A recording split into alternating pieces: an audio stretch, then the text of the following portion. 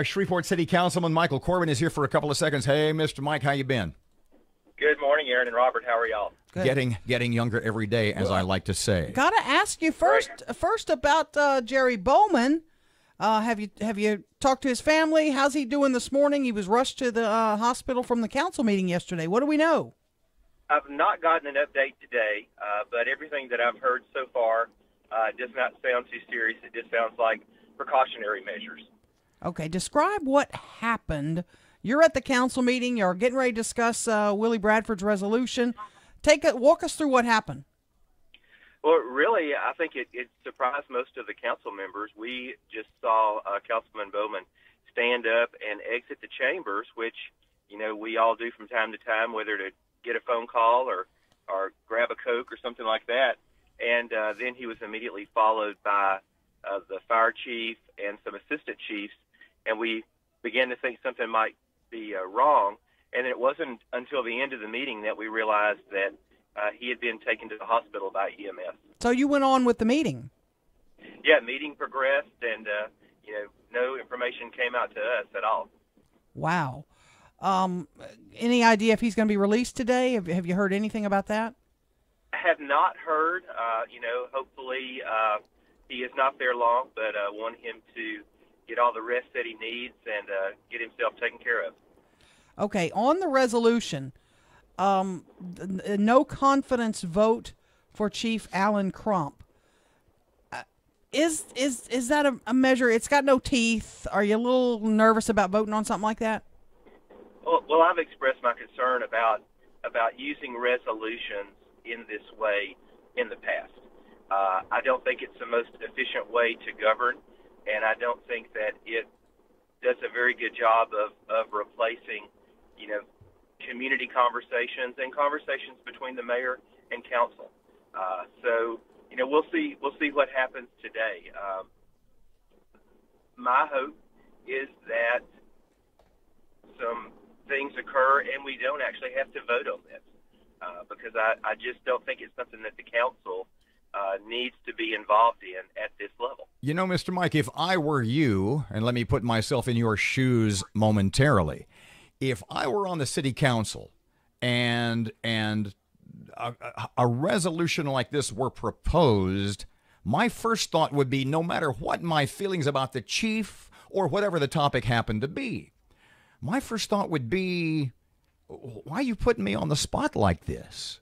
Do you or do any of the other council people feel like that? I will say for me personally that, I don't like to be surprised by seeing something on the agenda as controversial and the sponsoring council person has not reached out to me or, as it appears, most other council members. Excuse me. So Mr. Willie had not spoken to you and, as far as you know, a number of other councilmen prior to yesterday? I mean, you had to know this was coming, right? We knew it when the draft agenda came out. Michael, we're talking to Michael Corbin, Shreveport City Council member. Does Shreveport need a new police chief? Shreveport needs to evaluate both how we are policing, how we are fighting crime, and then we need to take a big look at ourselves and what is causing this crime, what we can do as a community to make it better. I think your education summit that's coming up plays a big key in this and how we keep kids in school and better educate them. But there's a whole different conversation that really needs to happen to look at this from a long-term basis. You have concerns about the job Chief Crump is doing? I really only have one other police chief that, since I've been involved in city government, to compare to. And everybody knows that the prior police chief and the current police chief are night and day different personality-wise, the way they approach things. Is that good or bad? I'm not sure. But I think that we have to have the confidence of the citizens and be sure that we have the confidence of the men and women that are out there in their patrol cars every day protecting the citizens.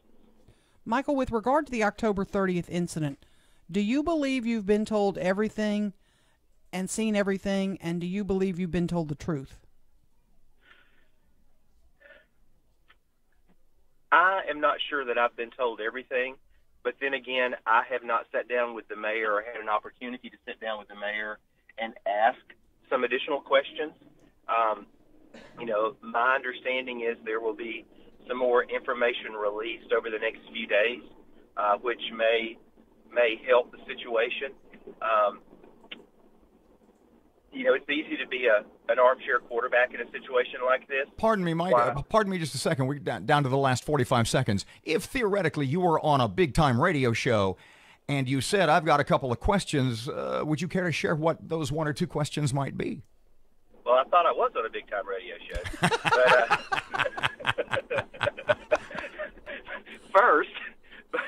But no, I mean, I do have questions like, is it normal for the chief and lieutenants to be at an everyday crime scene? What led to the chase and actually the firing of weapons in a residential neighborhood? There's a lot of things that I'd like to know better. Maybe great answers to them out there, but I think that information is just coming out slow and as the investigation continues. Councilman Michael Corbin, thanks for your time. Thank y'all.